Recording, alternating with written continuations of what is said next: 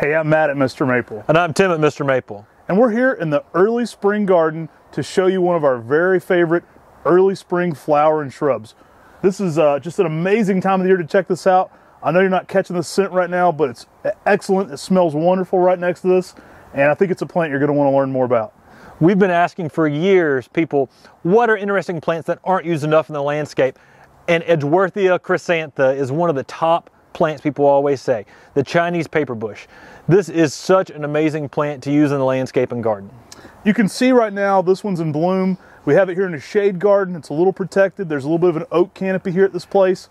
And we've got some very good soil around it too. I think it helps insulate this one. We're actually in zone 6B, so we have great success with this one here. We do have it sited up next to a home, so it is a little protected there, but an excellent tree for that winter interest. The smell is just excellent. So you heard me mention that, but right now it's just got this sweet fragrance coming off of this. It's one of those early reminders of spring.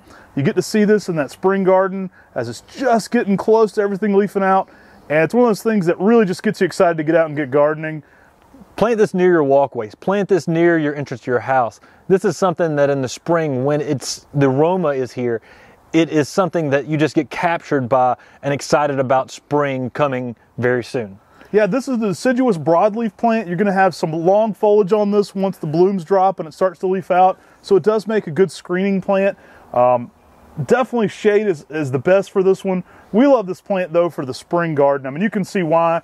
We actually do a ton of different varieties here at our nursery. We have in our evaluations over 12 to 15 different cultivars of Edgeworthia, so a lot to like there. It's a very neat paper bush that I think you're going to enjoy in the garden, and one that's pretty easy to grow. The key there being good drainage. You want to site this where it's got a little late day sun protection and some good drainage. That's going to be the most success for this one, but it's a plant I think you're definitely going to want in your landscape. And the blooms just hang downward. So if you look up into it, you see a lot of the yellow color on these Chinese paper bushes.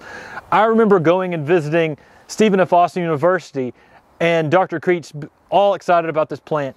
And he said it's also called a Chinese love knot plant. Yeah, and they're very malleable. So I actually saw where people had tied them into love knots. You can take them and tie them into a knot. Right.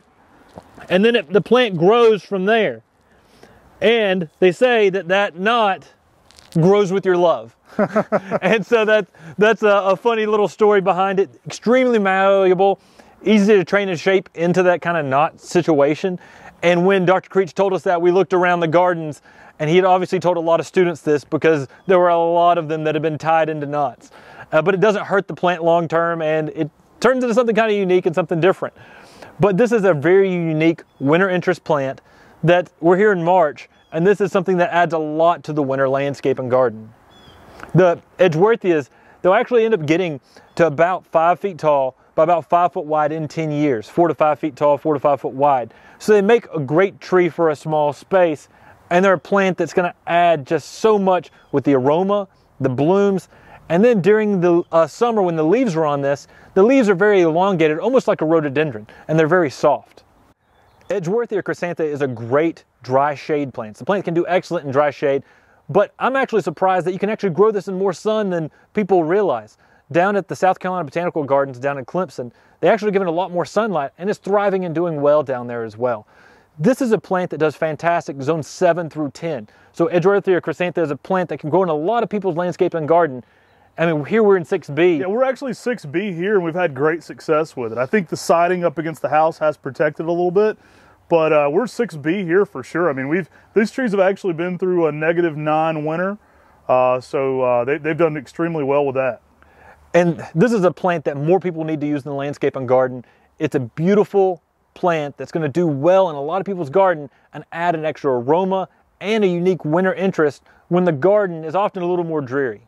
Hey, thanks for taking the time to click on this video. It's just the beginning of the discussion. You can continue the discussion and let us know what other spring flowering plants besides Edgeworthia you'd like to see us do a video about. We're going to be covering a lot more flowering content on our page coming up soon, so stay tuned for that. We'll be adding a lot more of that content to our website as well. So there's a lot of fun ones coming to Fun Flower Friday, and we hope you enjoyed this video.